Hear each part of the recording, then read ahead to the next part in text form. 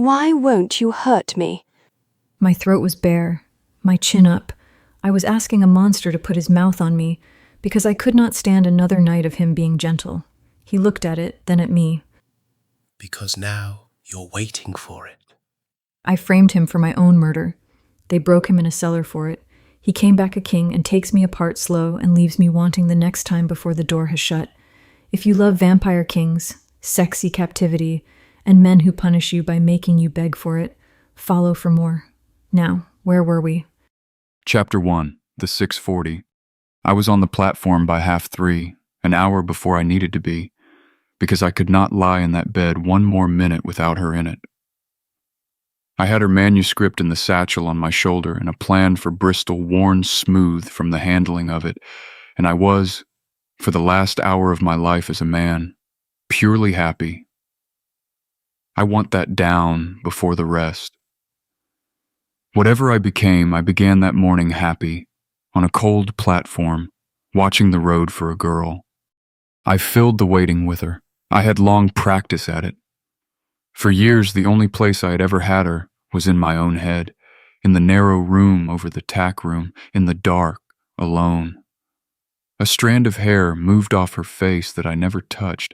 A hand held one beat past the passing of a rain. I had made her up 1,000 times out of nothing. And then, that spring, she had begun coming up the stair on her own 2 legs, and I had not had to make her up any longer, and I never once got used to it. The night before had been the last of them, and I stood on that platform going over it the way you count money you cannot believe is yours. Her hands cold from the yard that I took and put inside my shirt to warm before I let myself have one thought for myself. The lamp she reached past me to turn down, the rain starting on the roof, an hour that had been real and mine, and not a thing I built alone in the dark. I thought, standing there, after today, I will never have to make her up again. I was 22. I believed that having had a thing at all meant you were let to keep it. I was not a fool about all of it. I knew what I was to her. She was promised to a man she could not stand, and I was the way out of it. The horse, the door, the one nobody watched cross a yard. And I knew she did not love me. I had known it while I was kissing her. A man can feel the difference between being wanted and being held on to, and I was being held on to, and I let myself be, because I had a thing worked out that I was as sure of as the ground. Love is only a habit the body learns. That is what I told myself. If I gave her the years, the mornings, the table under the window, a life so quiet and so kind she forgot to keep her guard up in it, she would learn me the way she had learned everything else that was ever set in front of her. She did not have to love me at the station. She only had to come to the station. The rest I would grow, slow, the way you grow anything you tend. 4 o'clock. The milk train went through without stopping, and I was glad of it, because she would not be on the milk train.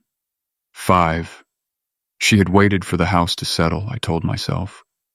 5:30, the light coming gray over the trees, and I told myself her father kept early hours and she would have to go careful down the back stair. 6. I told myself the 6:40 was the one we had marked, that I was early like a boy, that in half an hour she would come up the lane with her case and laugh at the state of my nerves. The 6:40 came in. I stood and looked at every window of it. It went out again, and the platform was empty, and it was the first time all morning I felt the cold. I gave it one more hour, and I spent the hour building reasons, each one thinner than the last, feeding them into the thing that was rising in me, the way you feed a fire that has already gone out. She is ill. She is found out and locked in her room. She has sent word and the boy has not run it out yet. She is coming. She is only coming late. She is coming. She is coming. And I was still saying it when the reasons went out from under me all at once, the way a floor goes, and I understood, standing in the full light with her book on my shoulder, that she had never once meant to stand on that platform. It was not the fear that was the worst of it. Whatever you have heard about what came after, it was the hope. I had it whole and warm and stupid right up until the sun was properly up, and then I felt it go out in me, and I have never had another one since that I did not build on purpose and hold at arm's length.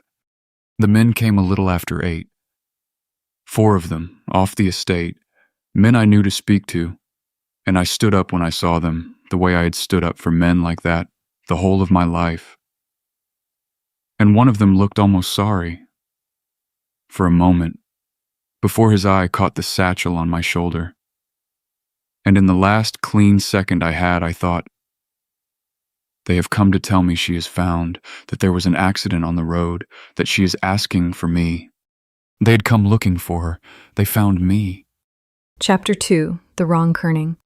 The first thing I noticed was that the kerning was wrong. It was my own title page. Somebody had set the capitals too close on the second line, so the words sat in the paper like teeth pushed together, and I had my mouth open to say so before I looked up at the man holding it. The printworks smelled of hot metal and machine oil and the particular sweetness of new ink. Behind the office wall, a press was running and a boy was singing along to it badly. On the desk between us there was a proof, a steel rule, a mug of tea gone cold with a skin on it, and a pair of hands. I looked at the hands first. My body understood the situation several seconds before I did, and what my body understood was the hands. They were a laborer's hands, and they had no business on the ends of those arms. Narrow, long-fingered, the palms gone hard, the nails cut short and square, ink along the outer edge of the right one, in exactly the place mine is stained. On the back of the left, below the thumb, a pale crescent where a hoof had opened him up. Across 3 knuckles of the right, the old white line of a wire fence, and above the scars, the knuckles were smooth. Not a nick, not a swelling, not the thickening that 6 years of any kind of work puts into a man's hands. I put both palms flat on the desk to keep them still. Mr. Blackwood sets a very good opening chapter. I had rehearsed this. Not this, I had never once imagined this. But I had rehearsed the general category of it, a door opening and something arriving out of the county I had left. And in the rehearsal, I was magnificent. I said something cold and quick that ended the conversation. What I actually said was nothing at all, for long enough that he had time to turn the page. He was in shirt sleeves and a buttoned waistcoat the color of a bottle held up to the light, his cuffs fastened at the wrist, though the room was warm, and his pale hair combed back off his forehead in a way it had never once been combed in the whole of 1941. Everything in the manner said a man well into his 30s, settled, unhurried, in charge of a building and of everybody in it. The face above it belonged to somebody's younger brother. Round still in the cheek, soft in the jaw, the mouth set a little upward at the corners, as though about to be pleased about something, and the eyes were that light glassy blue that had made the head groom hand him the wages tin without once counting it. He was 22.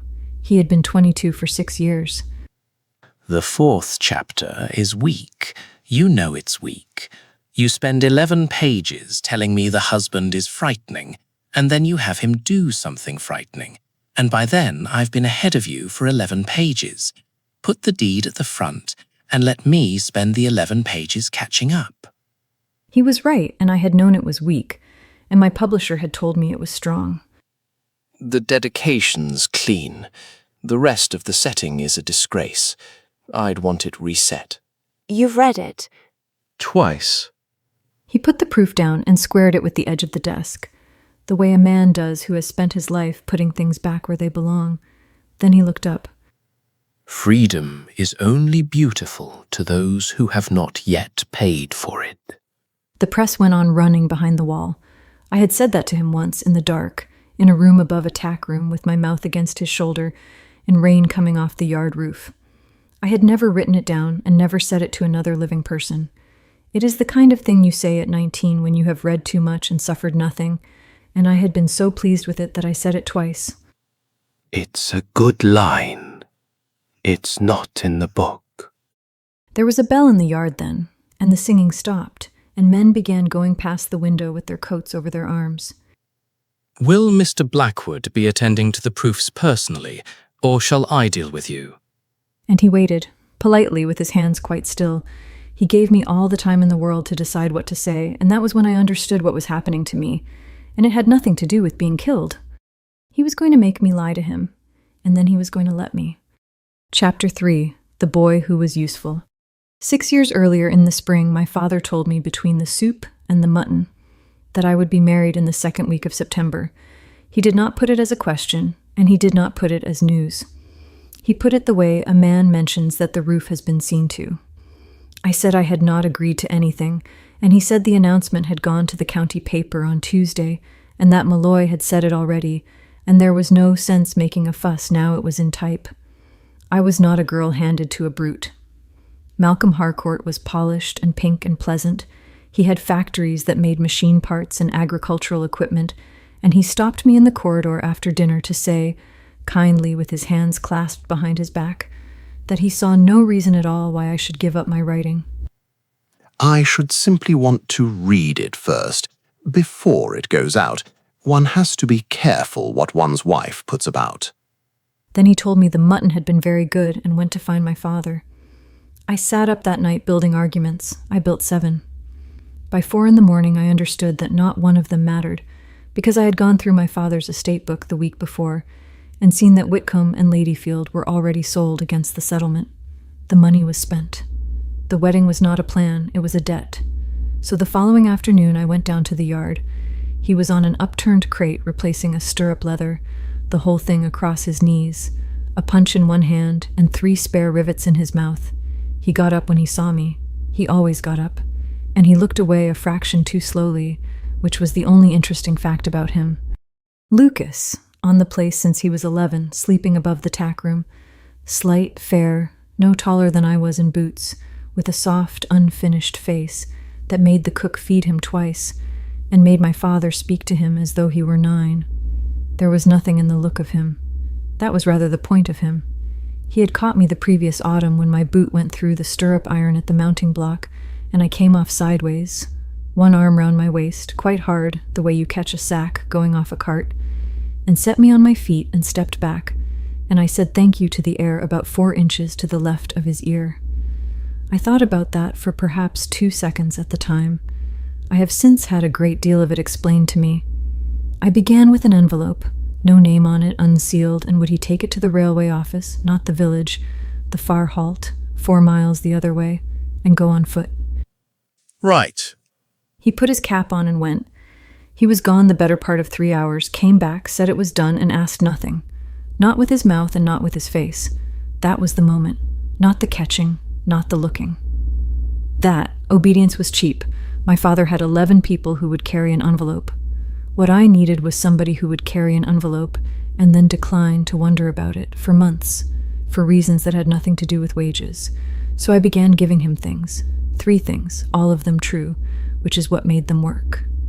My father drank in the mornings now. I was frightened of September. I had never in my life been further from that house than the county boundary. He took each one the way you take something breakable you have been trusted to carry across a yard. I went up to his room on the 14th of April. I had chosen the night 4 days earlier. The door at the top of the stairs stood open, because he never closed it. I put that down to a servant's habit, not shutting himself in, and he was sitting on the bed with a bridle across his knee, and he stood up so fast he knocked it on the floor. I kissed him before he could work out whether he was allowed to want it. For a moment his hands stayed exactly where they were, one on the bridle and one on the bedpost, like a man who has been told not to move anything in the room. Then the bridle went on the floor. He said my name once, on the intake of breath, the way you say a word you have practiced somewhere private and never expected to need out loud. There was an oil lamp on the windowsill, and a book beside it with a bootlace in it for a marker. I noticed the book because I had recommended it to him in the yard in February, carelessly, the way you throw a coat over the back of a chair, and he was 40 pages in, and I could tell from the state of the spine how slowly 40 pages had gone. When he saw me looking, he moved to put it in the drawer. Then he stopped and left it where it was, and that cost him something. He did a thing next that I have had 6 years to price and have not managed it. He took both my hands and put them inside his shirt, against his ribs, to warm them. It was April and my fingers were cold from the yard, and he had noticed that before he noticed anything else about the situation. He asked me nothing. Not what this was, not what it meant, not what was to happen in September, not whether I had thought about the yard below and who might be crossing it. A man with any sense at all would have asked. He had put every one of those questions away somewhere, or answered them for himself in whatever way let him go on standing there. And I understood then, with his shirt open and my hands against his ribs, that I would be able to use it. The room was warm from the tack room stove below. I lifted my hair up off my neck and pinned it, and he watched me do it with an attention entirely out of proportion to the act, and said nothing about it, and I thought nothing of it at all. Then I reached past him and turned the lamp down, and there is no version of that night I am prepared to set down properly, so that is where I am going to stop. Afterwards the rain came on and we lay in the dark listening to it go down the yard drain, and he talked, not about us, about a filly at Whitcomb with a temper on her, and a man in the village who had cheated his own brother over a bicycle, and the price of leather. He had one hand flat between my shoulder blades the entire time, and never once moved it, as though he had been given something to hold, and would be answerable for it later. Here's the thing I have avoided for 6 years. I had not expected to have so little acting to do. I had come up those stairs with a shape in my head for the evening, and I needed none of it. And I noted that, I remember noting it, lying there with his hand on my back, and a man's voice going gently on about bicycles, the way you note a mark on a sleeve you fully intend to wear anyway. Before I went down, he took the horse blanket off the end of the bed, shook it out, folded it in 3 with the selvage turned out, and put it back where it had been. It is not how anybody folds a blanket. I asked him about it once, weeks later, and he said his mother had done it that way, and then changed the subject so quickly that I never asked him one thing about her again. After that it was easy, timetables, a key copied at the ironmonger's in the next town, and back in the estate office drawer inside the day. Money in a tobacco tin under the 3rd step of the ice house. The gray mare walked down to the old halt and back, twice a week, until her shoes told the story I wanted them to tell. I never once said we.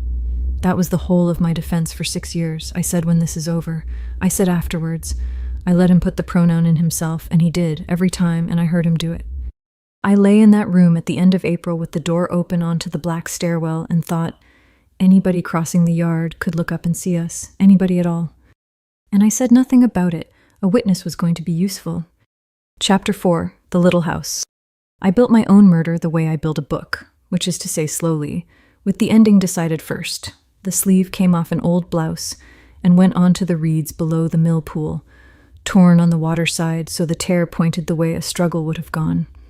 The blood came out of my own left palm with a penknife, and I put it where a hand grabbing at the reeds would leave it and sat on the bank for 10 minutes with my fist in my handkerchief, surprised at how much it hurt. The letter took 2 afternoons and 4 attempts. An accusation was no use. An accusation is a document, and documents get read carefully by people who ask when they were written. What was wanted was a woman running out of time, so it was half a page in my own hand to nobody, breaking off mid-sentence. That one of the men on the place had begun standing about where I would pass. That I had said something to him at Christmas I now wished I had not. That I did not want to trouble my father with it because of the wedding, and that I did not know what he... And it stopped there, and I left it in my writing case where anybody would find it, and it is the best thing I have ever written. Then I stood in the back passage on a Thursday with Ivy and Dorcas on the other side of the door, and said quite clearly to nobody, I've told you no. I shan't tell you again. 2 days later it came back to me from the kitchen with 2 extra sentences in it that I had not supplied, and the comb went under the loose board in his room. Not in a drawer. A comb in a drawer is a comb, and a comb under a board is a man hiding something, and 4 inches from the door, so the search would find it in the first 10 minutes. No body.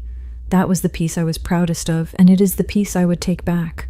A body ends a thing, an absence keeps it open, and an open thing keeps everybody looking in the wrong county, including my father, with money he did not have. There was one flaw in it, and I knew about it the whole time. It was his face. Nobody who had ever looked at him could believe he had it in him. He had the sort of face people hand things to, and for about a week I genuinely thought that would be the thing that saved him and ruined me. It made no difference whatsoever. Nobody looked at his face. They looked at what he was paid, and at whose word was on the other side of it, and the sum took them 10 minutes. The last night I went up those stairs I had not planned to be kind, and I was. He had a burn on his forearm from the range that afternoon, and I put my thumb next to it, not on it, and something in my chest turned over like a page. He was talking about nothing at all, a dog on one of the farms that had got into the hen house, and how the farmer wouldn't have it destroyed, and he was laughing about it quietly with his hand in my hair. I said his name. I said, Lucas, listen. I was going to tell him, that is the only sentence in this account that does me any credit, and there will not be another. And he said, because he thought I was frightened about the getting away, because what else could I possibly be frightened about? There's 2 rooms over the wheelwrights at Coombe. I looked.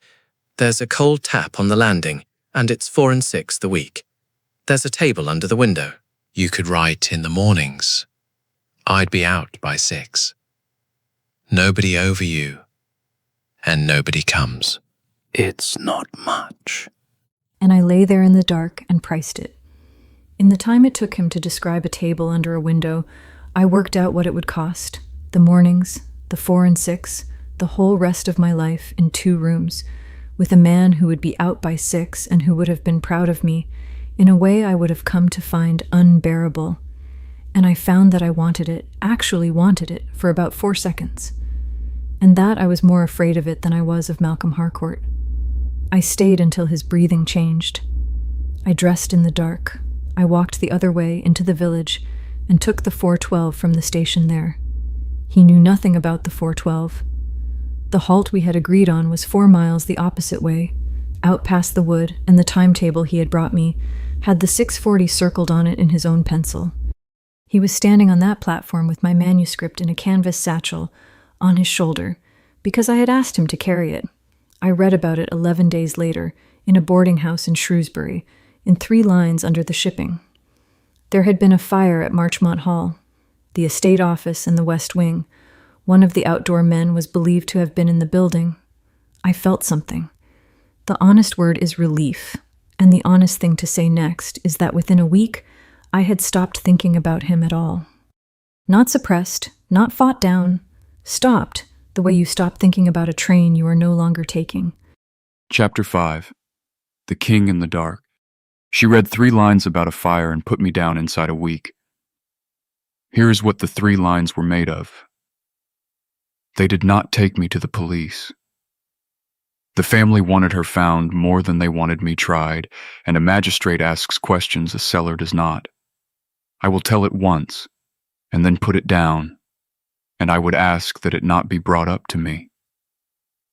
There is a room under the estate office, with a ring bolt in the wall set at the height of a standing man's wrists, not above the head, where you could hang and be done, but at the wrists, so that you stand while you can, and then you cannot. There is a drain in the floor beneath it. I found out that week what the drain is for. They were not, most of them, cruel men. They were frightened men whose master's daughter had vanished, and they had a servant who admitted he had meant to run off with her, and every hour the 2 halves would not meet, the thing tightened. I told them the truth. The halt, Bristol, that she had meant to come and had not. And they heard a man who had done something to her and would not say what. My honesty was the rope. Somewhere in the 2nd day I stopped defending her. I did not turn on her. I did not curse her. I had been saying she wouldn't. She meant to. You don't understand her. And I heard myself say it and knew it had not been true since the platform. After that, I only asked the dark where she had gone. They took it for mockery. By the 4th day, I had stopped asking that too. I did not hear him come. That was the first thing I knew about what he was. that a thing his size could come down stone steps into a stone room, and I, who had listened for horses in the dark my whole life, heard nothing until he spoke. You've stopped making the noise. I came down for the noise. One lamp behind him, and he did not step into it. He was tall, and there was no color to him, and he stood the way nothing living stands. The two men went for him. I did not see it. I heard it, quick and quiet, quieter than a man ought to be able to make it. And then it was the two of us, and the drain, and the lamp. He crouched and turned my face to the light with one finger, the way you turn a coin to read the date. They've made a mess of you for nothing. You didn't do it. Not a question. The girl did it herself and left you holding it. Not a question either. I never learned how he knew. He knew the way you know the weather is turning. Most men in your place want it to stop, or want the ones who did it made sorry. The second I've seen to already, for my own reasons. He said it the way you'd offer a second cup of tea. He was tired past anything I have a word for. Which is it? Be quick. I've somewhere to be, and half a mind to leave you for them. And I said the thing I've had 6 years to be ashamed of and am not. I said I wanted to live long enough to make her look at me. Not to kill her. No. Not to make her sorry. No. And because he was waiting and I was past lying, I want her to look at me and know I lived. I want to be a thing that happened to her, that she can't put down. he laughed, a dry sound, like something turning over that had not turned in years. That's the one. That's the one that doesn't wear out. Revenge you do, and it's done. Grief you sit in till you can stand. Even love goes quiet if you feed it nothing, but wanting to be unforgettable to one particular person. He came into the light, and I saw what he was, and had no strength left to be afraid of it. That one you carry a long way, longer than you'd want, longer than you'd stay a man. I did not understand him. I did within the year, and by then it was too late, which I have come to think was the joke. Here is what I have. I'm at the end of a thing, and I may hand it on once, and I've spent 100 years being courted for it, by people who wanted it for the reasons that burn off. And here is a boy in a cellar who wants the one thing that doesn't, put here by a girl who thought a servant's love was a tool she could set down when she was done with it. That dry sound again. I find I want my last piece of business to be a joke at the expense of everyone who ever bowed to me. Open your mouth. Chapter 6. Terms. So there I was 6 years later with my palms flat on a printer's desk, being asked whether Mr. Blackwood would deal with the proofs himself. Mr. Blackwood is abroad. Then I'll deal with you. He stood and came round the desk, and I braced for him to come at me, and he walked past me to the door. He opened it and held it and said something down the passage about the Tuesday choirs, and a boy with ink to the elbow said something back, and then the boy said, "Right you are, Mr. Ridley." Ridley. I had lived in the same square quarter-mile as that man for 11 years. He had put me on a horse 400 times. And I stood in his doorway at 27 years of age and learned his surname from a boy carrying a tea tray, and I thought, this is the first of these. There are going to be others.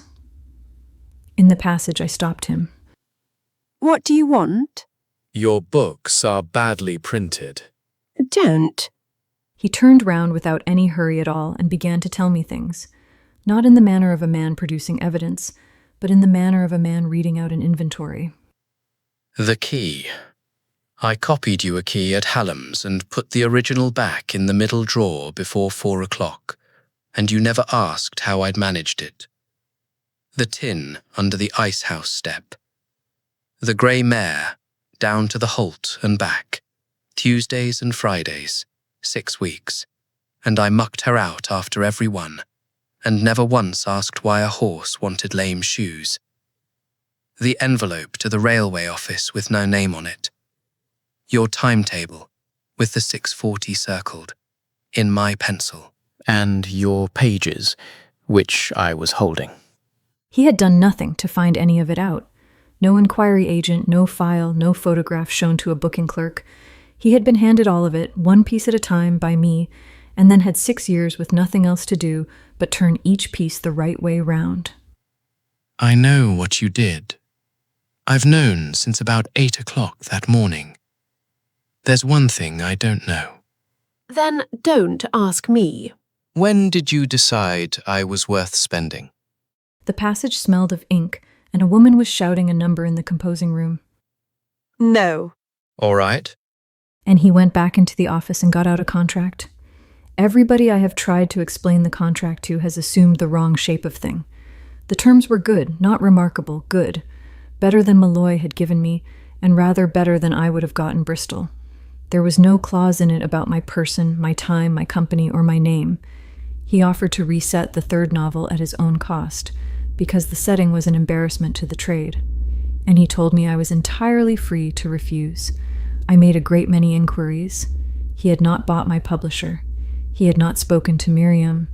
He owned no interest in any bindery I dealt with, and there were 2 other houses within reach who could have taken the work, one slower and dearer, one that had lost a whole signature of somebody's memoirs in February. He had not cornered me. He had made himself the most sensible thing to do. You can fight a threat. There is a whole shape a person makes when they are being threatened, and it is a shape I am extremely good at. There is no shape at all for a man being reasonable at you. I signed. He blotted it, and I looked at the blotting paper and knew it. The cheap gray-pink kind with the wood still in it. The kind my father kept in a wooden tray in the estate office. He saw me see it. He let it go by. It took me until October to be certain, and none of it was fangs, and none of it was a mirror. He never ate. Not a dinner, not a sandwich in the office, not the enamel mug of tea that sat by his elbow all afternoon, growing a skin. He came to nothing before dusk. He sat where the lamp did not reach, which I first put down to vanity.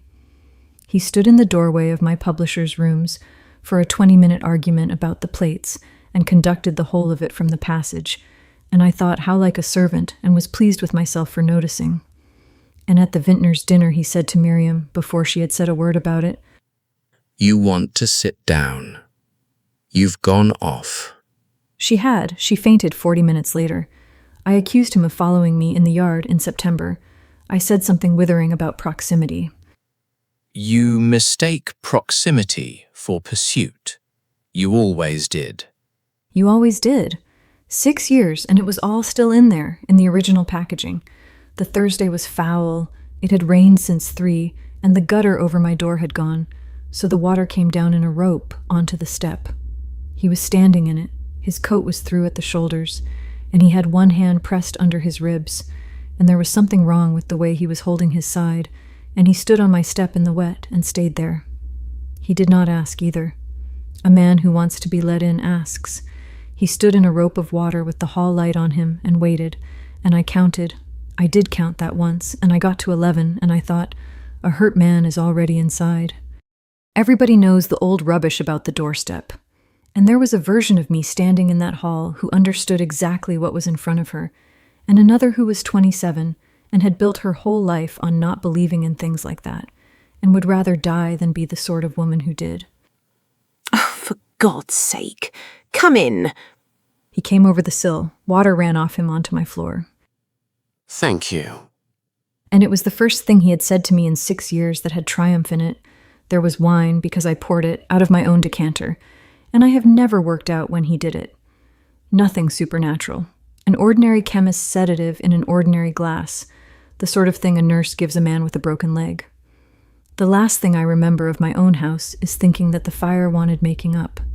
I came round with my cheek on cold glass, and my hat in my lap, and one shoe off, and the road was going by, and a smell came in at the window that I had not smelled in 6 years. Wet chalk, cut turf, and the particular rot of a hedge that has not been laid since 1938. I knew where I was before I could see it. You always do. Chapter 7. The room above the tack room. He had bought the stable block and 11 acres and not one thing more. The manor went past as we came up the drive, and it was a shell with the sky in it, and the lime avenue had been cut for timber, and none of that was his. He had bought the yard, the tack room, the stairs, the paddock, and the strip of woodland running down to the halt, and he had spent money on it, new gutters, the cobbles relaid, the arch repointed, and left the great house standing there in the rain like a dropped plate. I woke up in the room above the tack room, one window onto the yard, the washstand where the washstand had been, the bed against the same wall, and the horse blanket at the foot of it folded in that particular way, in 3, with the selvage out, which is not how anybody folds a blanket, and is how he had always folded that one. On the table by the window were my riding gloves, cleaned, worked soft with dubbin, and the left seam mended by hand in a waxed thread the color of old honey, by somebody with no talent for sewing whatsoever. I had left those in the yard on the 2nd of May 1941, and never thought about them once. I stood there with the blanket over my knees and did the sum without meaning to. The seam had been split at the base of the thumb, and mending it is fiddly work, and it had been done badly and then done again, better, further along, so twice by lamplight, by a man with bad eyes for close work, in a room he had no reason to be sitting in. And then I put the thought down, carefully, the way you set down something hot, and I did not pick it up again for 2 years. He came up the stairs and left the door open. Where did you go? A boarding house in Shrewsbury, then Bristol. I had £11 and a false name and no plan at all, and if you think there were some... He hit me, open-handed, once, across the mouth, not hard enough to put me down. The shock was not the pain, which was nothing, and it was not fear, which came later and stayed longer. I watched him decide.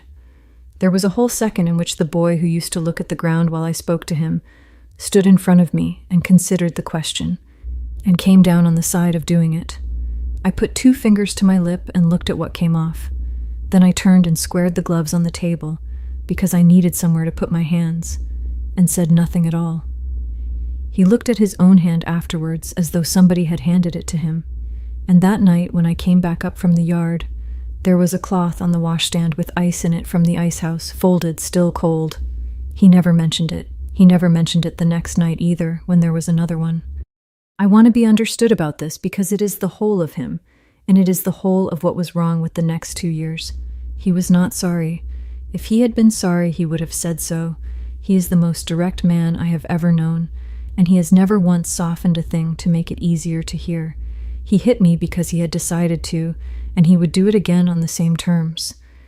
And he brought me ice for it because he could not stand to look at my mouth. Both of those were true at the same time, in the same man, in the same hour. He never asked me to choose which one to believe. For 4 nights he asked me questions. Not one of them was about love. I had my answers ready for that. A fine speech about how it had been real, which was even true. And he never asked it once, and the not asking took more out of me than the asking would have. What he wanted was dates. When did you first think of using me? Which came first, the letter or the comb, whose blood was on the reeds? Did you understand that a man accused by your father would hang for it? Did you hear anything afterwards, from anybody, at any time? Did you ever consider coming back? I gave him September, and my father, and the 2 farms, and Harcourt in the corridor, saying he should simply want to read it first. I gave it well because it was true, and mine and I have made a living out of putting exactly that sort of thing on a page. I'm not asking whether you were frightened. I know you were frightened. I'm asking why my being frightened counted for less. I never told anyone to hurt you. No. You only gave them a guilty man. On the 3rd night I tried to make him hit me again. I said the worst thing I could construct about what he had been, about what my father had paid him, about what he was worth on that estate to the penny. And I built it carefully and delivered it well, because if he could be made to lose hold of himself, then I had something. He listened to all of it. Then he said, "Are you cold? There's a blanket." and went downstairs. So he could be made to lose hold of himself over 1941, and he could not be made to lose hold of himself over me, which meant everything I knew how to do was the wrong size. On the 5th day, he took me down into the cellar under the estate office. The office is gone. The steps are still there, and about half the room, with the ceiling open to the burned joists on one side, and water getting in somewhere and going out through the drain in the middle of the floor. He put my wrists in a strap on a ring bolt set into the wall and said nothing whatever about why. Then he went up the steps. No violence. Cold and dark once the light went, and water in the drain, and no way on earth to tell how long. And I worked it out. He never told me. He never sat me down and described it. He put a clever woman in a room with nothing to do. Because the bolt is at the height of a standing person's wrists, not above the head, at the wrists, so that you can stand for a while, and then you cannot stand, and then you have to. And the drain is directly beneath it, which is not where a drain goes in a cellar, unless somebody decided the floor there would need washing. And there are scratches in the stone at exactly the distance a hand reaches. 4 days. I did not know it was 4 days then. I sat in the dark and did the arithmetic on how long a man in that strap would go on believing somebody was coming for him, and I got it wrong. And the number I got was 2.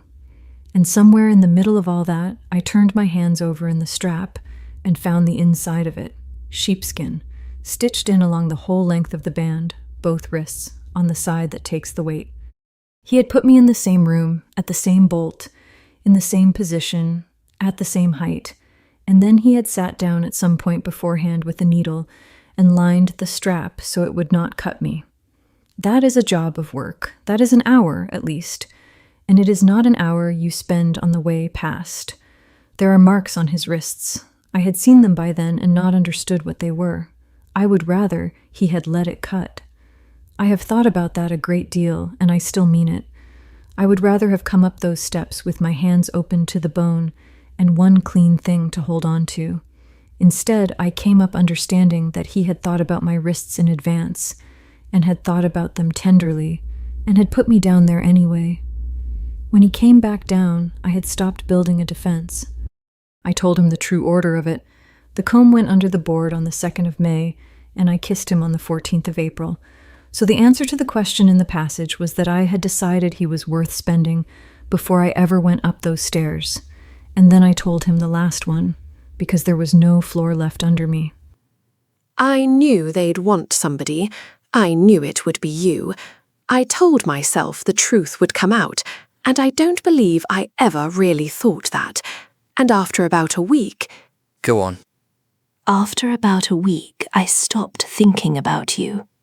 He sat down on the bottom step with his elbows on his knees and looked at the drain, and I watched the last of the boy go out of his face. I had finally hurt him, and it was the worst thing I had ever done, including all the rest of it. We stayed like that a while. Then I said the thing I had been holding since the car. Why don't you just do it? Whatever it is you've decided on, get it over. And he thought about it, properly, the way he thinks about a strap that wants mending, which was the worst part, because a man who has to consider the question has not decided anything at all. Because then it's over. Then he came up the steps and unbuckled the strap, and took my hands and rubbed them until they had feeling in them again, working the fingers one at a time, because I had been up there long enough that I could not do it myself. He did it the way you do a job that wants doing. He did not look at my face while he did it. That night he fed from me for the first time, upstairs in the room, with one forearm across my collarbone holding me back against the table.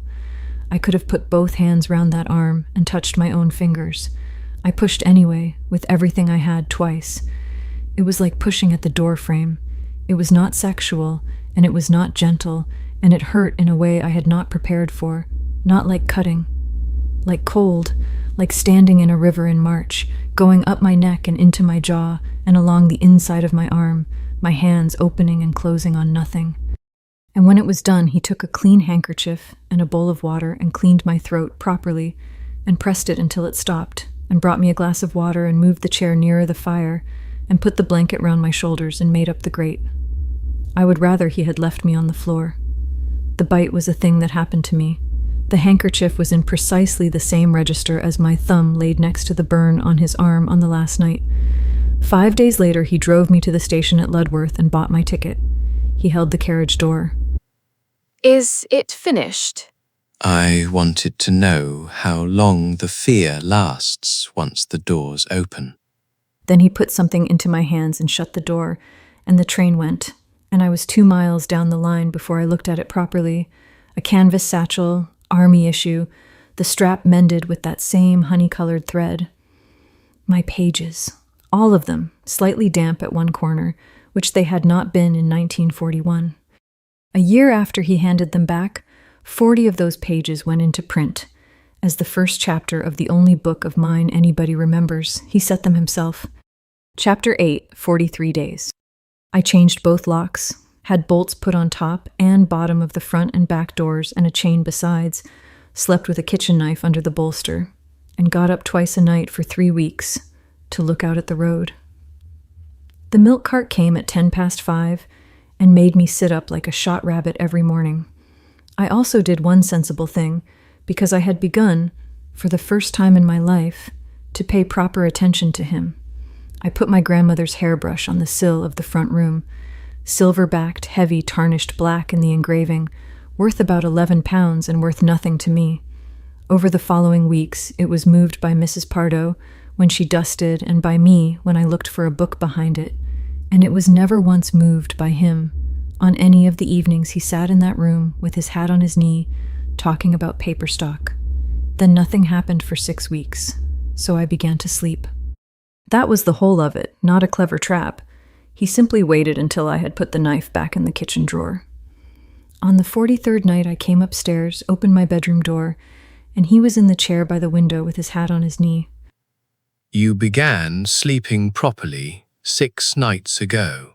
I went for him with the letter opener off my own desk, a silly ornamental thing plated with a lion on the handle in my hand because I had been going through the post. I crossed that room and opened his forearm from the wrist to halfway to the elbow. It made a noise. His shirt came apart and the arm came apart, deep enough that I saw something in there that was not skin, and I stepped back with the thing in my hand and my heart going and waited for it to close. I had watched him take a hook through the palm in the bindery in November, hold a rag on it for 4 minutes, and show me the hand afterwards with nothing on it but a pink line. This did not close.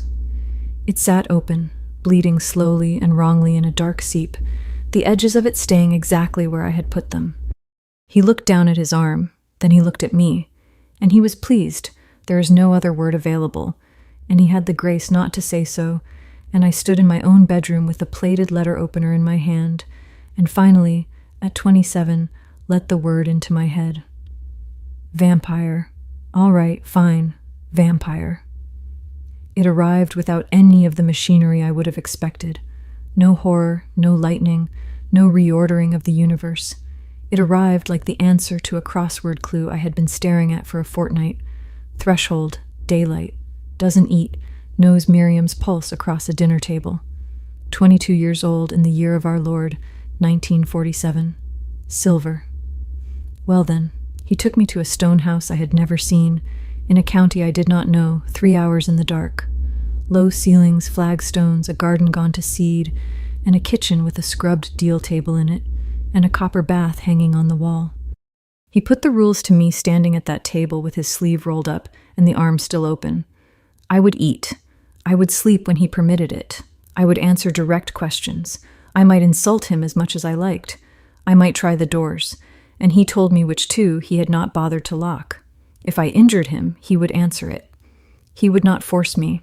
He used a plainer word than that, and used it once, and did not soften it, and he would not promise not to hurt me. Why have rules at all? Who are they for?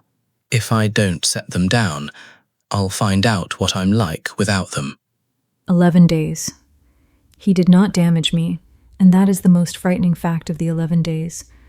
Everything he did to me healed, and he knew to the hour how long each thing would take.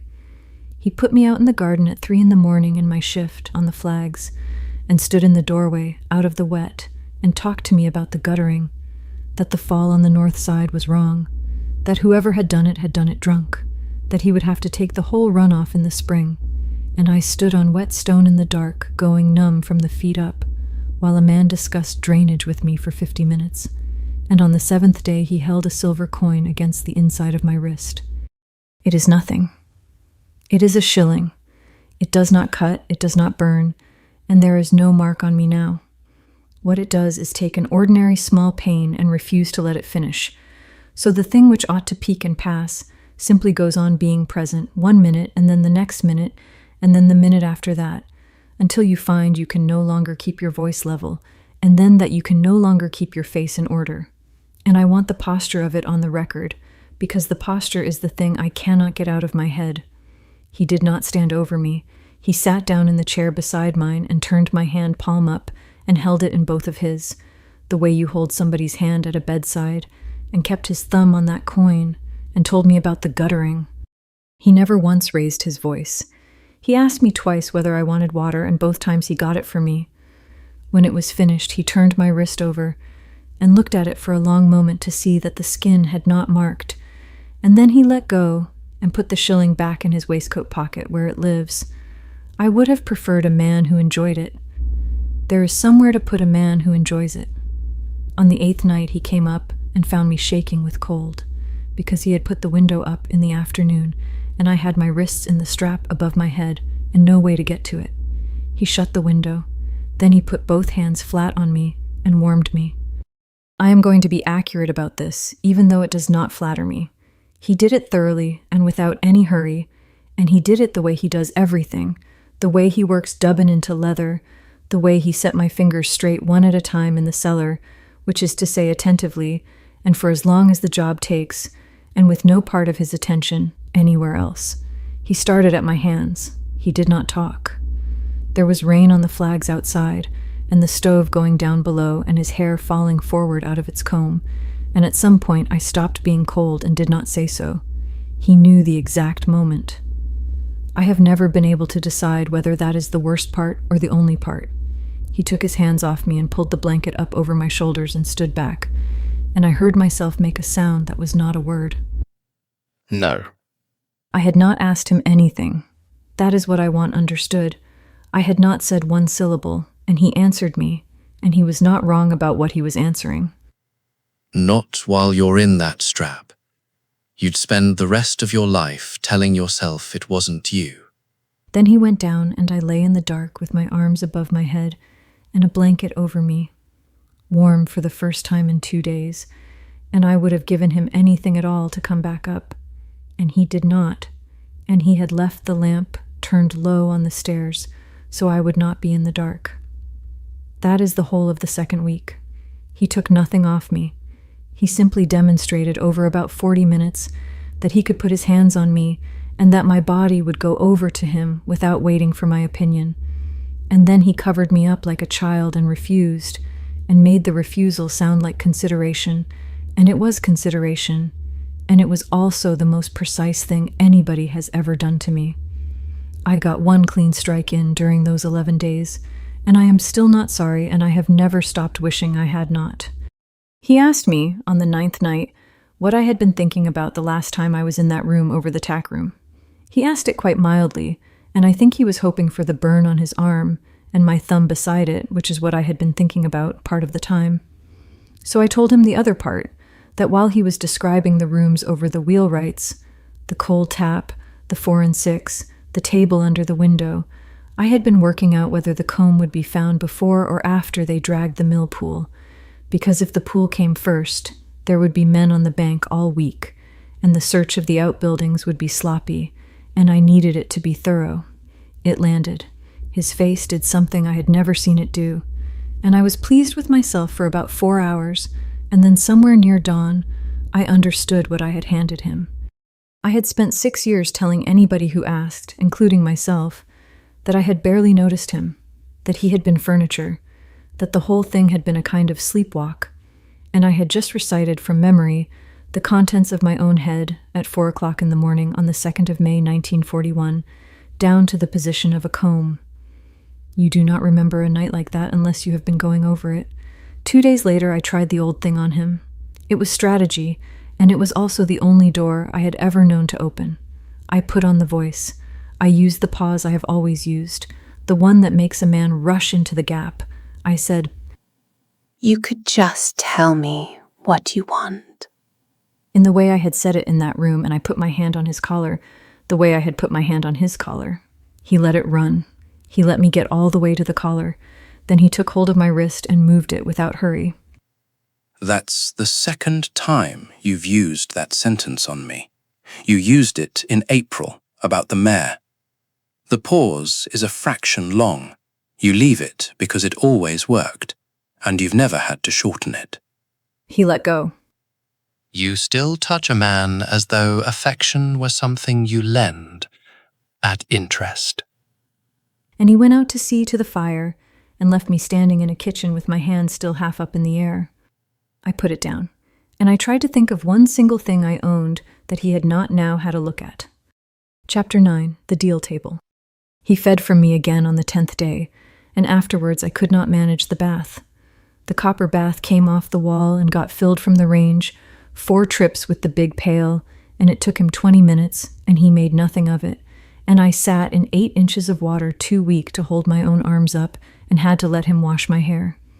He tilted the jug so the water went back off my forehead and never once over my face. Nobody knows that about me. My mother knew it, and my mother has been dead since I was 9. I hate water on my face. A perfectly ordinary, perfectly stupid thing, the sort of thing you tell a husband in the 2nd year. And in the whole of 1941, I never told him, because you do not tell the stable hand which way you like the jug tilted. He tilted the jug, and then he took my hair off my neck with 2 fingers and put it over the rim behind me, which is the only way I have ever been able to bear it. The room was warm, the range was going, and there was a smell of soap and coal and wet copper, and the rain had come on again outside, and it was the most comfortable I had been in 6 years, and I was frightened out of my wits. Did you hate remembering? He was rinsing the jug, and he took quite a long time about it. No, I hated that they were still beautiful. That night I crossed the kitchen to him. The order of events matters more than anything else in this account.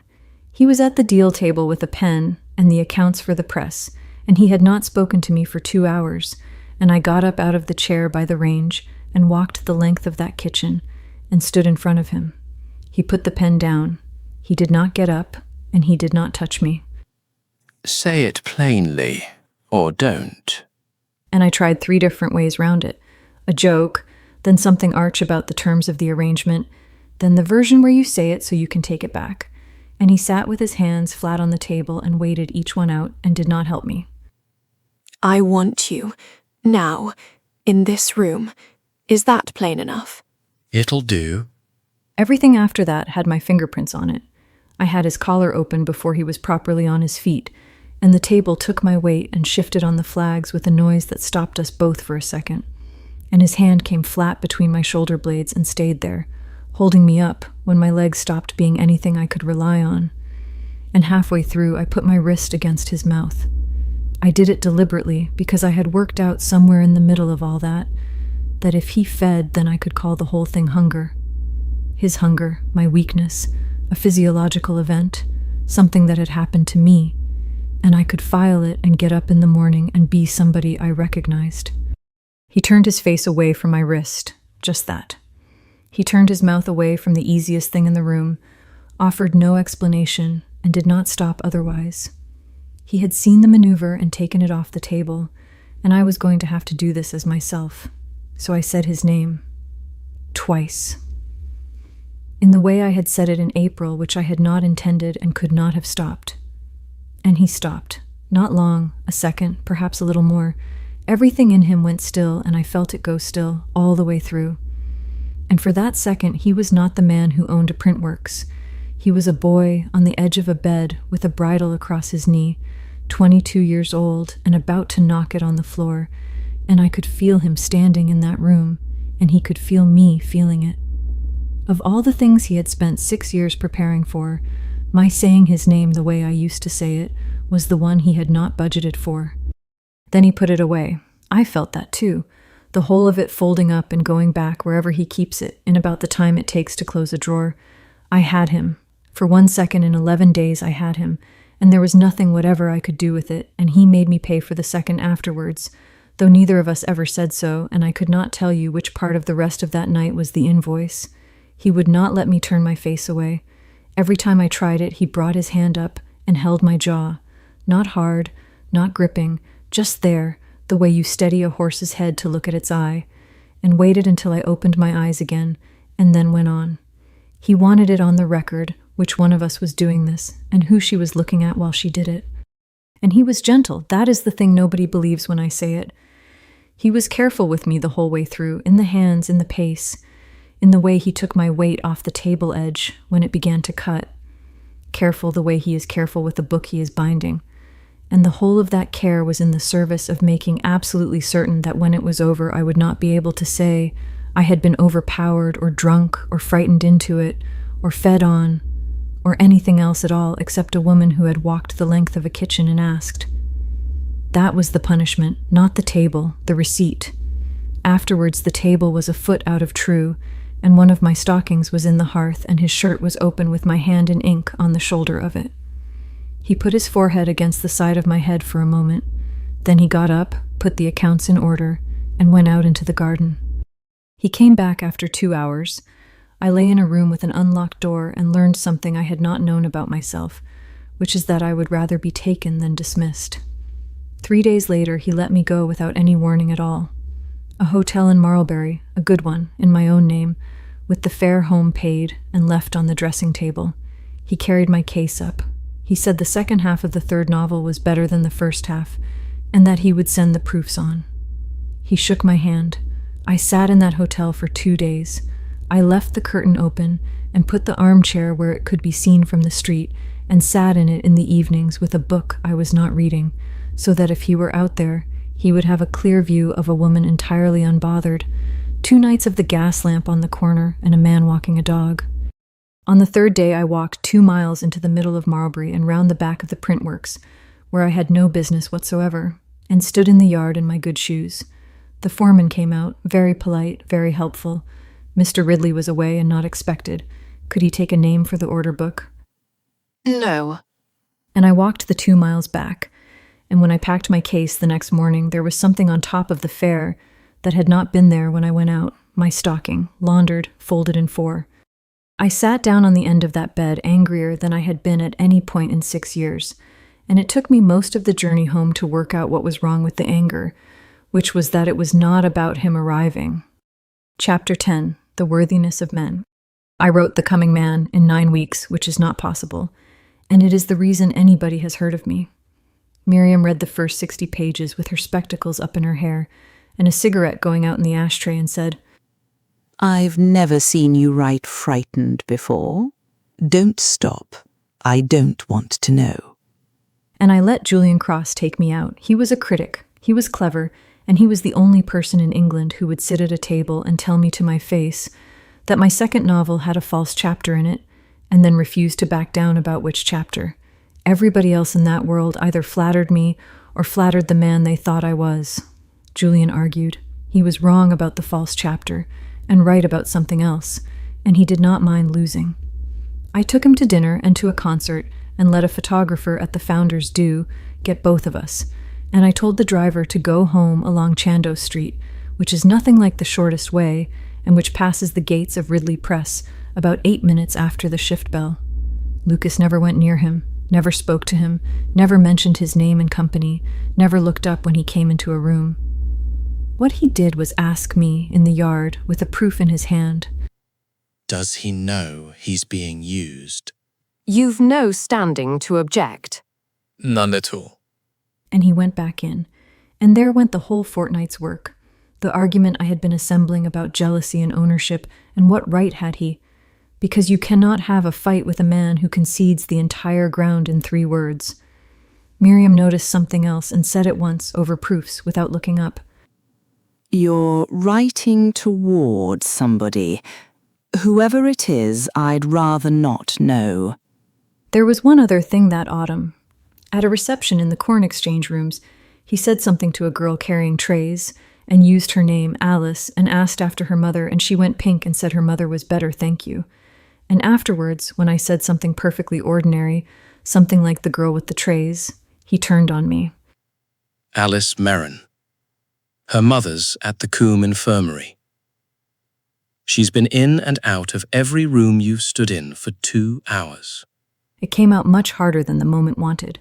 Then he hurt himself, and something went across his face I had never seen on him. He was embarrassed, and he changed the subject to the plates and did not look at me for 10 minutes. I filed it. I had no idea what it was for.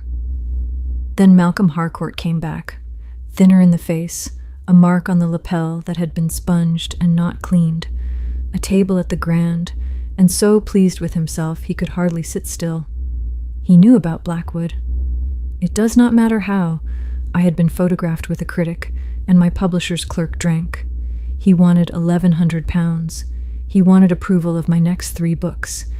And he wanted an engagement announced in the county paper because his name wanted a good marriage in front of it just now. And there was a letter, wasn't there? He said, buttering something. About a servant who wouldn't leave you alone. I remember it being read out. Extraordinary how it reads now, with the poor fellow dead.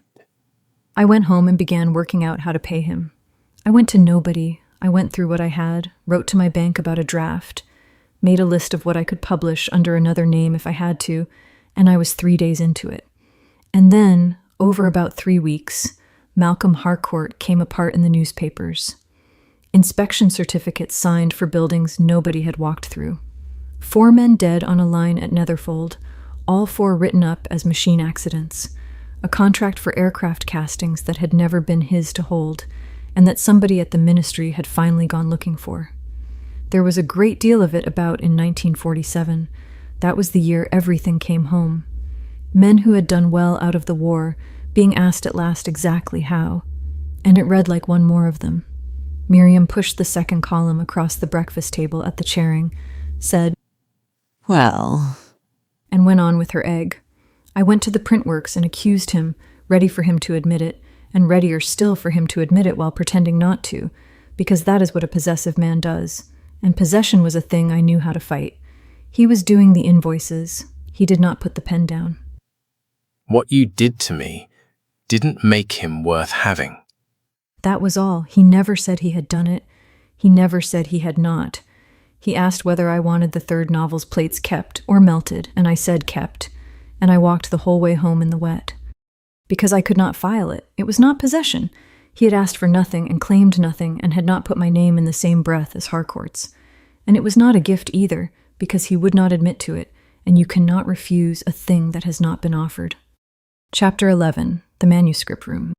The third time, there was no wine and no ambush. He was outside the house on a Tuesday in November, with the car and the engine off, leaning on the wing reading a quarterly, and when I came out, he folded it and opened the passenger door. And I got in. Nobody said anything about it, not then, and not once in the 11 weeks that followed, and that silence is the most expensive thing in this entire account. The room he put me in had a desk, and 3 lamps, and a fire that was lit before I came down in the mornings, and better food than I have ever eaten in my own house. There was no lock on my side and none on his, and on the desk was a ream of the good-laid paper, the sort I had not been able to buy since 1939. Write it. What happened? All of it. Properly. For whom? Nobody. I'm not going to publish it. I want to see whether you can tell it without coming out of it well. I wrote badly on purpose for 2 days. It was quite a good imitation of trying, heartfelt, a little broken, the sentences slightly short. And I gave him 19 pages. He gave them back the next morning with the lies underlined. Every one. In pencil, single stroke, nothing written on the pages and nothing said about it at breakfast. So then I wrote it properly, and he read it every evening at that table with a pen and put his objections in the margin. He objected every time I made him stupid. He objected every time I made myself a woman with no choices, and he did it by writing the choices in the margin as a numbered list in his own hand. He objected when I called the seller unforeseeable. You knew what your father did to poachers. You told me about it in the barn. And he objected hardest when I made his revenge sound like justice. He was right. Right the way a good editor is right, which is not the same as being clever. Right in the specific place, about the specific sentence, for a reason I could not get round. Nobody had ever done that to me. My publisher praised me. Miriam fought me about paragraphs and lost as often as she won because she loved me. This man went down my pages with a pencil and told me the truth about them, line by line, for 11 weeks. I would rather he had used the coin. Once, beside a paragraph where I had made what he had become sound like a sort of dark reward, I had written something about crowns, God help me. He did not correct it. He wrote something underneath. A crown does not improve a man. It gives his worst desire more time. It is not his voice. I knew that the moment I read it. It is nobody's voice I have ever met. It is far older than that, and it sits on the page in his careful laborer's hand like something copied out. Underneath it, he had put a name. One word, and not a name I knew, and not English as far as I could tell. I did not ask. He did not offer. On the 9th day I walked out, down the drive and out the gate, and along the Coombe Road with my coat and my bag, and 11 pounds, and there was no car, and no footstep, and nobody at all behind me, and I got as far as the crossroads at Thurlow, which is 4 miles. There is a bench there and a signpost. There was a train at 4:40 from Thurlow Halt that would have had me in Marlbury by 7, and in my own house by 9, with a bolt on the door, and Mrs. Pardo in the morning, and Miriam on Thursday, and the whole of the rest of my life exactly as I had built it. I sat on that bench for 50 minutes. Then I walked back, and the ugly reason, the true one, is that there was nowhere in England I wanted to be as much as I wanted to be in a room where somebody was reading me properly. He was at the table when I came in. He looked up and looked at my shoes and said the soup was still hot. Nobody said anything about that either. I reached the night I left him in the 4th week and had to write it from the platform, because he was there and I was not, and the thing I had spent 6 years never once doing was standing on that platform. So I did it. I wrote 4 o'clock, and the mist off the woodland, and my satchel on his shoulder with my pages in it. I wrote him checking the timetable in his own pencil. I wrote the 6:40 coming in and going out. I wrote him working out that she had missed it and would come on the next one, and then that she had been stopped in the house and would come at 8, and then that something had gone wrong and she would send word, and I wrote the light coming up over the trees at Wexham, and I wrote him deciding to give it 1 more hour. And then I had to stop and be sick in the basin. He heard it. That house is small, and he hears a pulse across a dinner table. He stayed downstairs, and I know exactly why, and it is not cruelty. If he had come up, I would have been able to make it about him. 2 days later, I went to the cupboard on the landing for more paper and found my own books in it. 3 of them in a row, read to death, the spines gone soft, the corners furred, one of them broken and sewn back together by hand, and every one written in. Margins, end papers, the backs of the illustrations. Notes in that same careful hand, and dates. 1943, 1944, twice in 1945. A page of the 2nd novel where he had put a line down a whole paragraph and written not true, she'd have said less. And in the 3rd novel, in the mouth of a woman I had invented in a scene I had no memory of writing, a sentence about paying for freedom that I had carried out of that tack room and put in a book and never once recognized. He had marked it. Nothing written beside it, just the line. Underneath them, waiting to be bound, a proof stitched with waxed thread, the color of old honey. I knew that thread. It is in the seam of my riding gloves and in the strap of a canvas satchel, and it is the thread of a man who mends what he has. 6 years. He had been reading me for 6 years, and I had spent them believing he was 3 lines under the shipping news, so the last of it went, and I sat down and wrote the true reason. That I had not left because I felt nothing, that I had felt a great deal, and that this was not a mitigation but the entire mechanism. That when he described 2 rooms over a wheelwright's with a cold tap and a table under the window, I understood that I could have it, and that I would be happy in it in a small way for a long time, and that I would never write anything anyone remembered, and that I would grow to hate him for the 4 and 6 a week, that I was more afraid of that than I was of Malcolm Harcourt, and that I had therefore chosen my own ambition over his life in full knowledge in about 4 seconds, and had never once, in 6 years, gone back and looked at the arithmetic. He read it at the table with his sleeve pushed up. It took him 1 hour and 40 minutes, and he did not stop anywhere. Then he said, "That's the first honest thing you've ever written." And he got up and he put it in the fire. All of it. 11 weeks, 4 months, if you count the drafts. He kept no copy. He stood there with the poker and made sure of the middle pages, because paper in a stack chars at the edge and survives in the fold, and he knew that because he is a printer. I made a noise I am not going to describe. 4 months. The book was never the point. And here's the thing. He believed it had worked. I watched him believe it. He stood in front of that fire with the poker in his hand, and something came off his shoulders, and he thought, I would put money on this. There. Now we are both free of it. But I was not free of it. I went upstairs and lay on the bed with my shoes on, and what I felt was not release, and it was not grief. It was that he had taken the only honest thing I had ever made and destroyed it in front of me, and that I would have to make another one, and that I did not want to make it for anybody else. He came up at 2 a.m. and stood in the doorway, and I could hear him not coming in. He had no idea what to do next. That was new.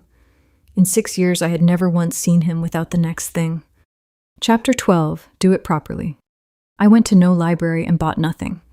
Every single thing I used he had already given me, in front of me, at his own leisure, while telling himself he was teaching me a lesson.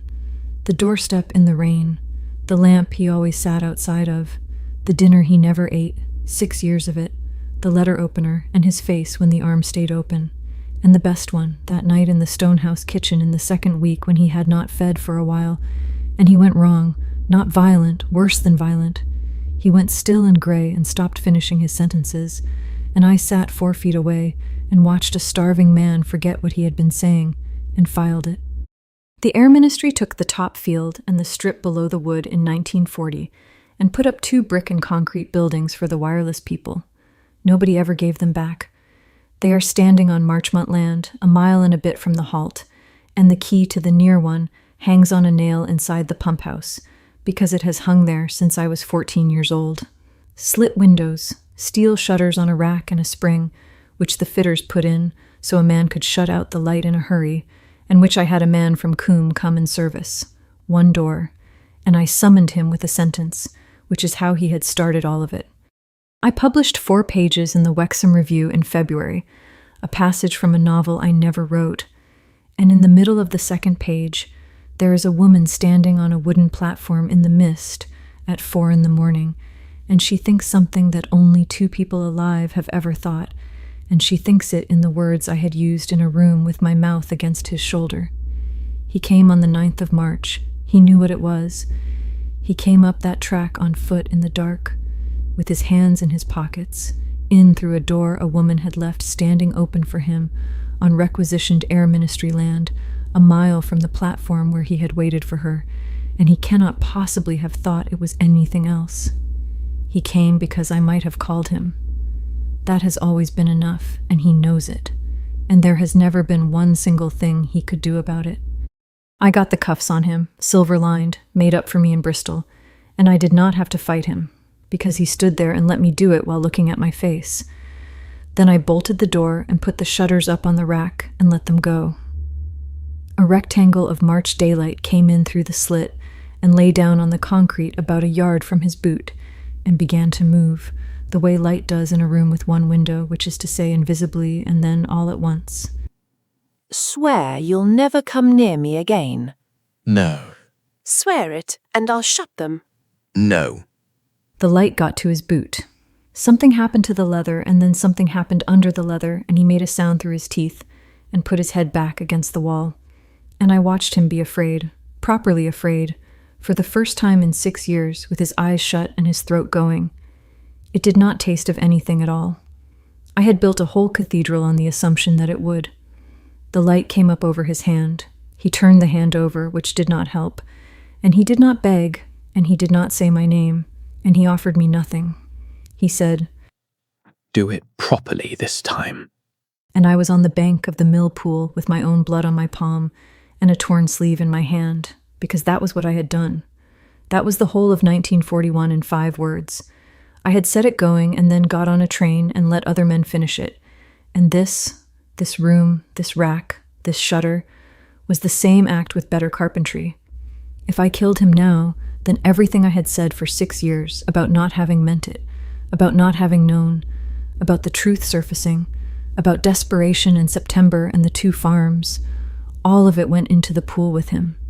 There would be no version left in which I had not intended it.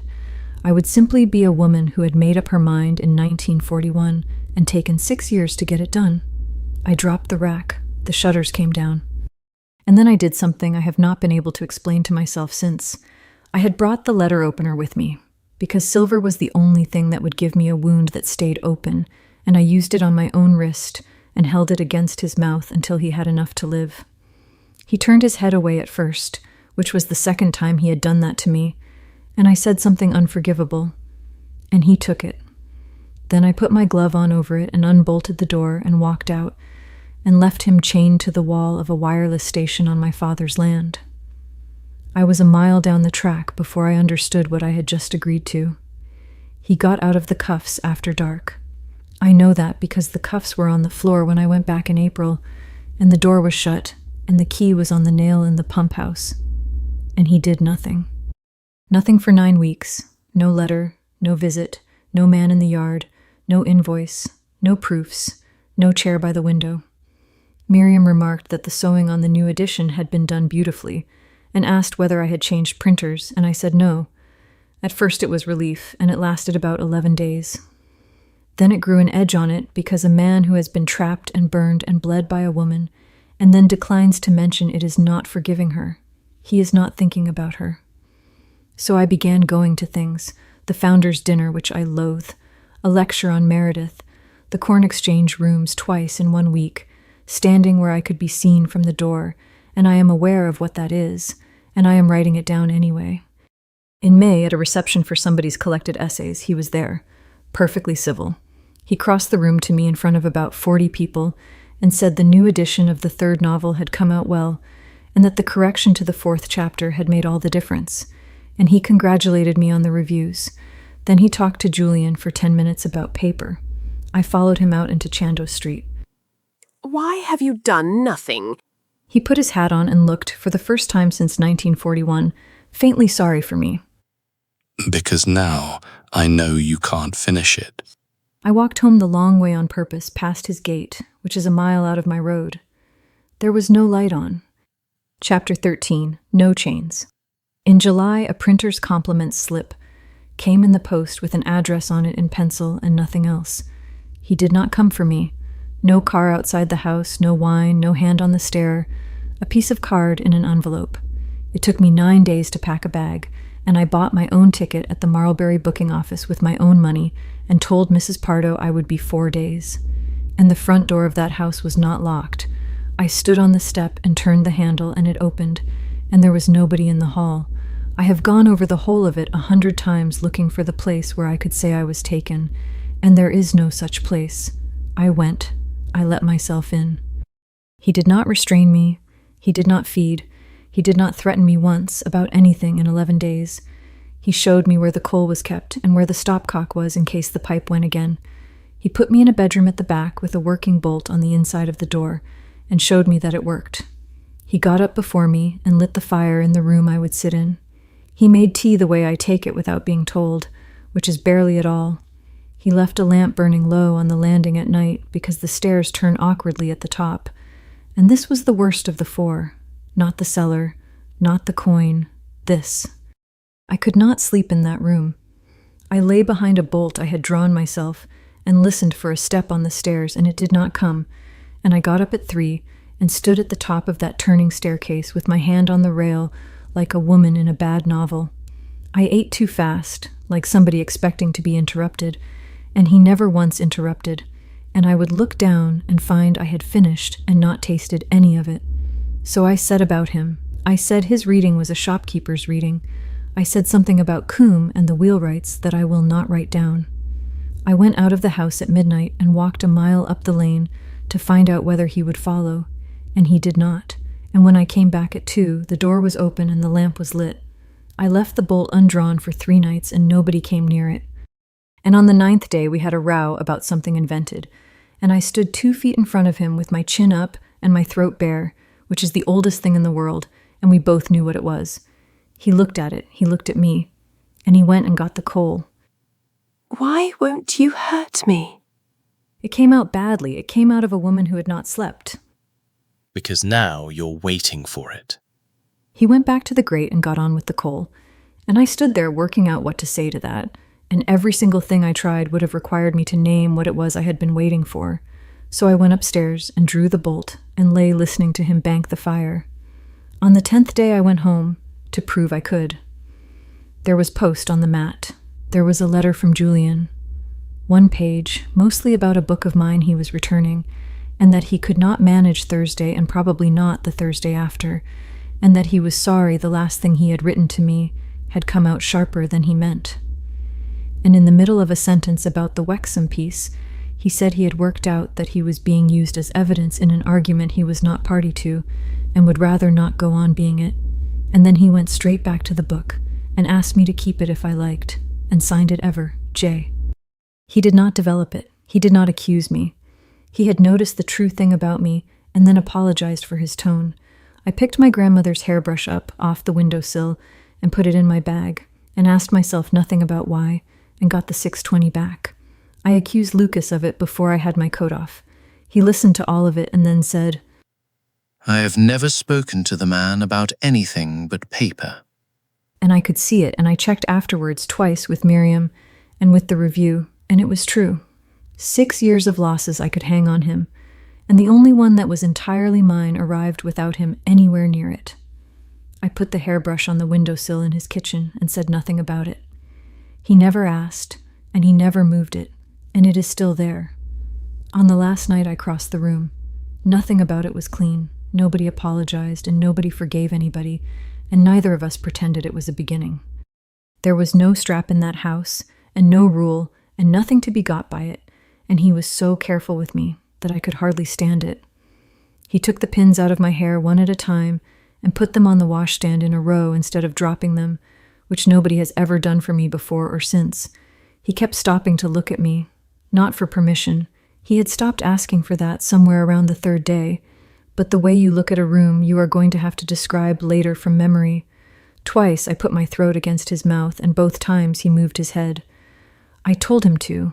I said it out loud twice, which I had never done in my life, and he said no, and went on being gentle with me, and would not take one mouthful. And I said, with my hand flat on his chest, which is the only place I have ever been able to say anything, that I hated that he still knew how to make me feel wanted, and that nobody else had managed it since 1941, and I had stopped expecting them to. And he said that hurting me had never once made him want me less, and that he had checked repeatedly, and that this was the whole of his difficulty. Neither of those was an offer of peace. They were the last 2 true things we had. I lay there afterwards perfectly happy, which is not a word I have used anywhere else in this account, and went to sleep with his hand in my hair, and I did not work out until the following morning at my own gate why he had refused my throat. He was not going to leave a mark on me.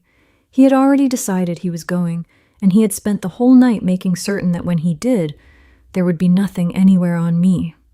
Not one fresh thing, not one puncture going yellow at the edges in a fortnight, to prove that any of it had happened. That was the cruelest hour of the 6 years, and he spent it being kind to me. Afterwards, in the dark, with the window open and the garden making its noises, he said, If you'd known what they were doing to me under the office, would you have come back? I lay there for a long time. I don't know. All right. And he turned over and went still. That is the most frightened I have ever been in my life, and there was nobody's hand on me, and nothing was happening at all, because he did not press it.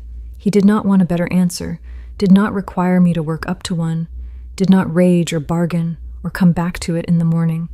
He took, I don't know, and put it away the way you put away a tool you have finished with. I lay there and decided he had stopped loving me. I was pleased with that. It explained everything. It cost me nothing. And I turned it over for about an hour before I noticed that a man who had stopped would not have asked the question in the first place. He drove me home in the morning. At my gate, with the engine running, he said, "I won't come back." I don't believe you. No, that's the last of it. You'll spend years deciding whether I lied. He waited until I was inside with the door shut. Then I heard the car go. I stood in my own hall with my hand on my own bolt. I drew it. And then I stood there for a minute and a half and undrew it. Chapter 14, The Long Absence. 3 months. I listened for the gate every night and wrote at a rate that made Miriam ask me twice whether I was ill. In the November of it, I dated a page and looked at what I had written and found it said the 4th of the 5th month, not November. The 4th of the 5th month, which is the 5th month if you start counting from July. I looked at that for some time. Then I put the pen down and made tea and came back and left it exactly as it was and went on with the paragraph. Every page after that one is dated the same way. I have never corrected a single one, and I have never written down why. Then the year happened, and I will do it in one evening, because that is all it deserves. There was a dinner for me at the Wexham in the March. The coming man had gone into a 4th printing and had done the thing that happens perhaps twice in a career, which is that it got into the hands of people who do not read novels. Miriam read a review aloud, between the fish and the saddle of mutton, standing up with her spectacles in her hair, and it was the best review I will ever get. My name was on the spine, my own name, on a book about a woman being pursued by something she had made herself, and 40 people in a private dining room raised a glass to a woman they had spent 4 years calling he. Malcolm Harcourt had sold the Netherfold works and gone to a sister in Lyme. My father had been dead since the previous spring, and had left me nothing but a very great deal of paperwork. I had bought a house on Cathedral Green with money I earned by writing sentences down. There was no debt on me and no threat to me, and nobody in the world had the standing to tell me what to publish. He had given me, exactly and to the letter, the life I had told him I wanted. I left before the port and walked home the long way, up Chandos Street, past a townhouse with the shutters closed and no light in any window, which is a mile out of my road, and I have never once told anybody that I did that. I did it most weeks for a year. In the June, a man came to my door in a bad coat, weak tea-colored raincoat, fawn trilby in both hands, steel spectacles on a cord, a brief bag with the strap knotted where it had broken. He apologized for the weather. He said his name was Thomas Reed and that he was a solicitor, and that he had been in the employment of my... And then he stopped and started again, and said that he acted for Mr. Ridley. I had never heard of him. 11 years of that man's life in and out of my hands, and there had been a solicitor in it the whole time whose existence I had not suspected. He said the press had been made over to its foreman in March. He said the townhouse was shut, the accounts settled, and the man had not been seen since the spring. Then he said, "He stopped taking anything. I don't say it any plainer than that. I've seen it before, and I know what it looks like at the front end." "It's a manipulation." Mr. Reed turned his hat round once in his hands. "Very likely," he said.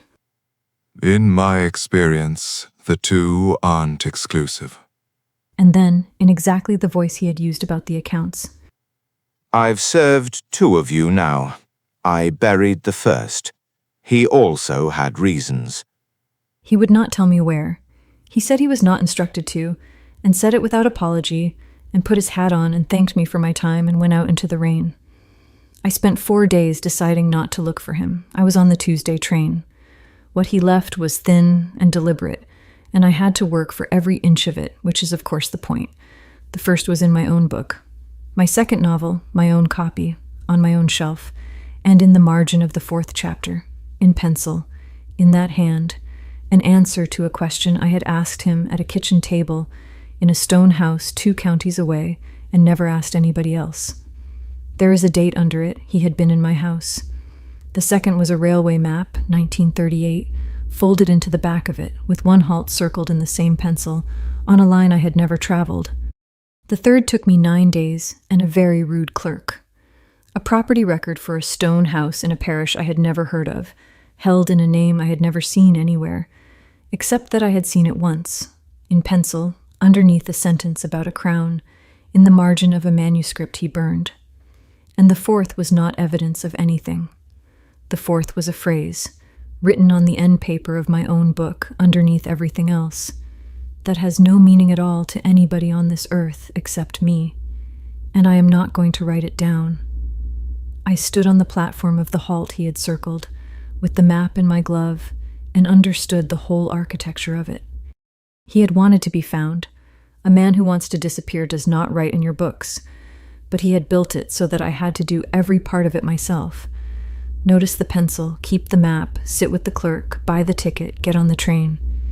Each one of those was mine, and he had not so much as knocked on my door. I got on it anyway, because being handled by him had become, at some point I cannot locate, better than being left alone. The house is 3 miles from the station, and I knew it from the end of the lane. Low ceilings, flagstones, a garden gone over, a copper bath on a nail on the scullery wall, and a scrubbed deal table standing a foot out of true because nobody had ever pushed it back. 3 hours in the dark in the back of a car, 2 years before, and a county I could not have named at gunpoint, and I had spent 9 days with a rude clerk and a parish register to find my own way back to the kitchen where he had held a shilling against my wrist and talked to me about guttering. I stood in the doorway and laughed once, and it came out badly, and then I went in. The grate was cold, and had been cold a long time. He was in the chair by the window and did not get up, and could not have got up. There was nothing left of him. The bones of his face had come forward, and his hands were shaking so badly that there was a pen on the table beside him that he had plainly given up on, and when he spoke, he stopped in the middle of it twice, and had to find it again, and once could not. I meant to go. You wrote in my books. I did. You circled a halt on a map and folded it into chapter 4. You bought a house in a name I'd only know because you wrote it in my margin and then burned the page it was on. And the last one you put where nobody alive but me could read it. I put the map on the table. You wanted to know whether I'd come, and you wanted me to have to decide every step of it, so that when I got here it would be mine. He looked at the map. He did not say yes, and he did not say no.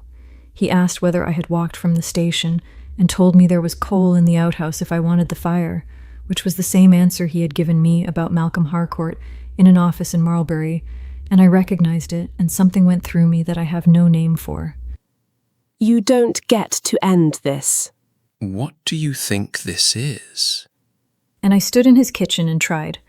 I got as far as the first sound of the word love, and heard what it was going to do in that room and stopped. I tried the other one, and it died before it got out, because a woman who has bought her own ticket and read a parish register for 9 days does not get to say revenge about the man in the chair. I'm not going to give you a word for it. And he did the last thing he had left. He got up. It took him a while and cost him something, and I did not help him. He went across that kitchen to the door and opened it, and there was the lane, and the light going, and 3 miles of ordinary road, down to a station with a timetable on the wall. Go on then. I won't follow you. There'll be nothing in your books, and nothing in the quarterlies, and nobody at your door. You'll be let alone. And he stood back and put his hands at his sides. Nothing was holding me, not a strap, not a cuff, not a shutter, not a drug, not a rule out of a folk tale. Nothing in that house or that county had any hold on me at all. And the door was open, and the man who had opened it could not have caught a cat. I stood on the threshold with my hand on the frame for a long time. Then I closed it from the inside. He watched me do it. He had the sense not to say anything and the sense not to touch me. And we stood in that cold kitchen about 4 feet apart while the light went out of the lane. Then I took my glove off and pushed my sleeve up and held out my wrist. Are you certain? No. You taught me that's usually a performance. Chapter 15. the open gate. The gutters at the stable block were done in the spring, properly off the whole north run, by a man who does not trust anybody else to get the fall right.